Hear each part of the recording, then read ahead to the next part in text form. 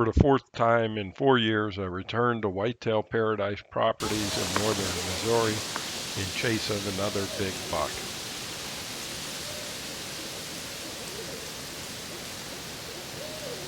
The first morning's hunt started quickly. While I was looking to my right, this 10-point snuck in on my left side.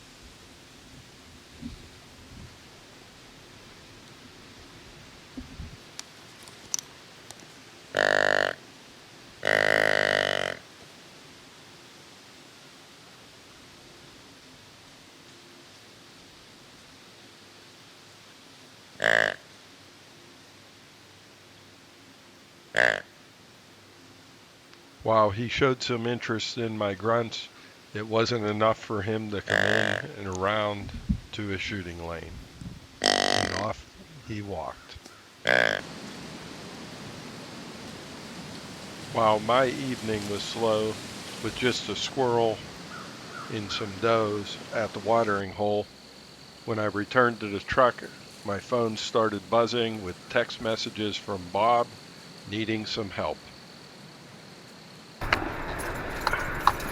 All right, well, Bob's got a deer down. I got the truck. It's dry enough this year that we could head around here. Oh, there goes a deer in the soybean field. I see a few. Yep, there's Bob. Looks like he's getting her out. All right, what do we got, Bob? Killing too many up there. 7 point. Look how long a G2-3s are. Uh-huh. How they curl up. What do you think? Pretty nice deer. Let's see. Oh, yeah. Look at the mass. He's got a hole in the horn. Oh, yeah. Right down in there, huh? Yeah, look how... He's got some mass to him. Yep. For sure. All right. How far shot? 42 yards. Oh, really? Was he over on this side? Heavy, quarter in the way. He was. He was right there. How far did he go after you shot him? About 70 yards, 80 yards downhill. I watched him. He was out in the food plot. I watched him for about 5 minutes. Oh, yeah. I didn't see this. I just thought he was a 6-point. And then he turned, and the does he was... Oh, because he doesn't have a brow tine on that side. No. And I never saw this one, but he came out of the bottom after the same in line with the 2 does that came into the food plot. Mm-hmm. Well, the does were right underneath me. So he's right out there in the middle of the plot watching them. And I had to watch what I was doing. I couldn't really move because they're right there. Yep. And then I was like, oh, he's just a 6-point. I just put my bow back down, and then he turned, and I saw that other guard tie, and I was like, holy cow, he is legal. And I'm like, man. So he came this way, and it was like a heavy quarter in the way shot. Mm-hmm. I caught him right behind the rib cage. It went all the way up in. Oh, nice. Never came through. I mean, everything destroyed up in there. Yeah. Yep. I mean. Yeah, well, that's nice. Well, Nancy will be happy with you. Another deer to put on the wall. Yep. Kind of hard not to, huh? Yeah. The morning of day 2 started off nicely as well when I spotted this 10-point walking up the valley about 100 yards out. But once again, no response to the grunt calls to get him any closer.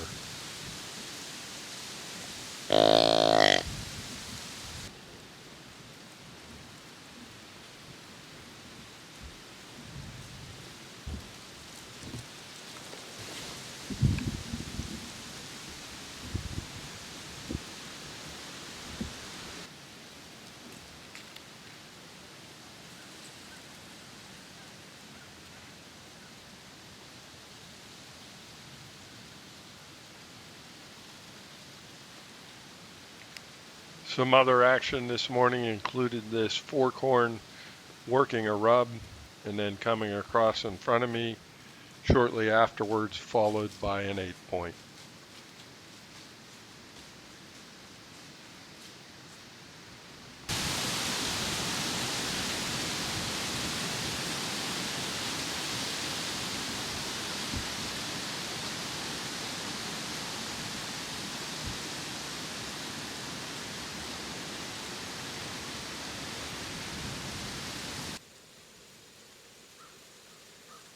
The afternoon of day 2 had me sitting in the stand from which I shot my deer last year. It provides a nice wide view of the property's north bean field where you can study the deer movements.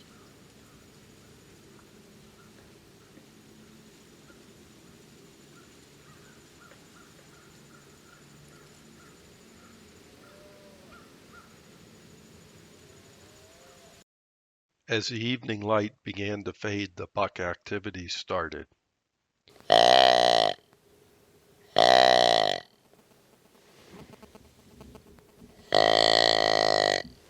When this buck turned, I thought his hormones might get the best of him and respond to my grunt challenges.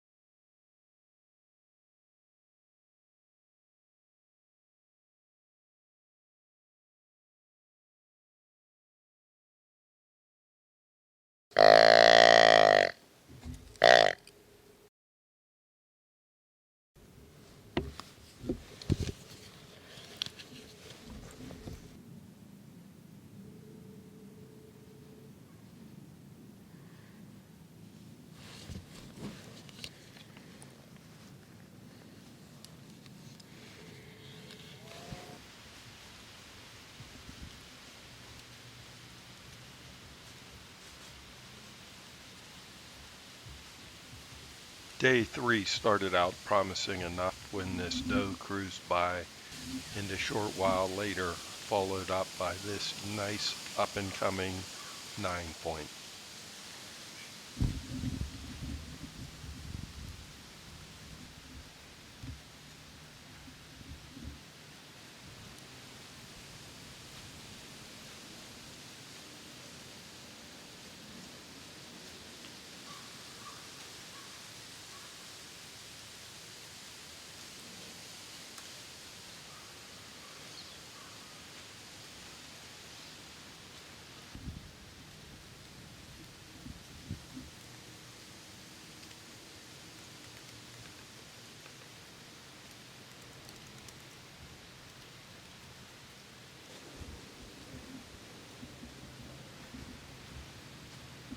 And then a short while later, this young 8-point responded to my blind grunt calls.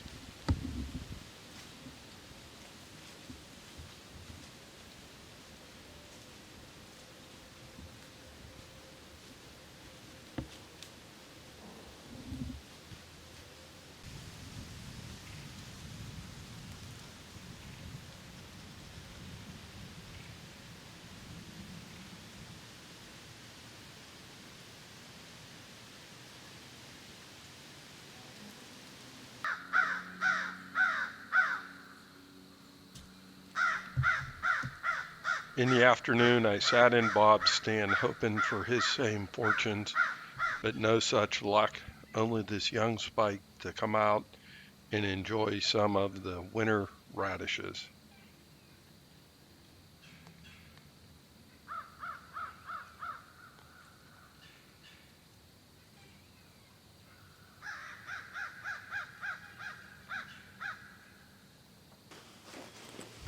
The morning of day 4 had me back in the oak stands when a young forkhorn come cruising by, and then while looking down the valley, I noticed a much larger sized deer about 100 yards off circling in the woods.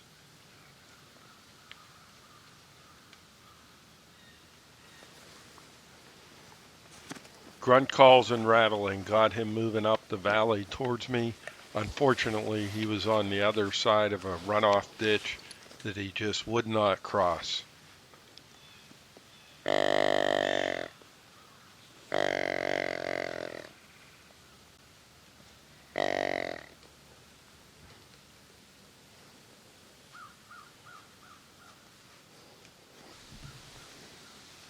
A while later, after that encounter, a young 8-point come crossing down the valley on my side of the ditch, but definitely not a shooter.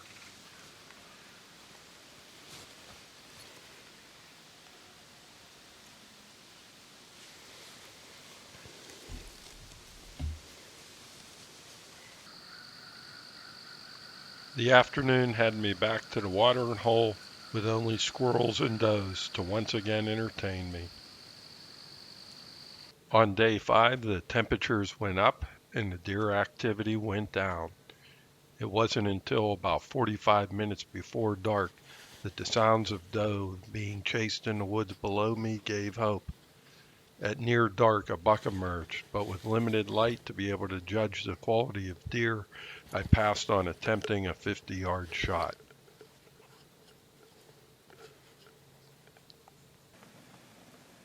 The morning of day 6 brought hope as some doe crossed in the field behind me.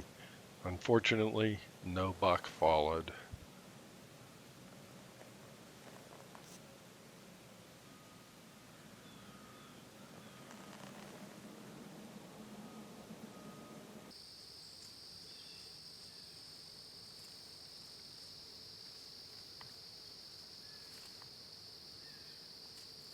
Squawking blue jays and a lone doe were my only entertainment for my last evening's sit.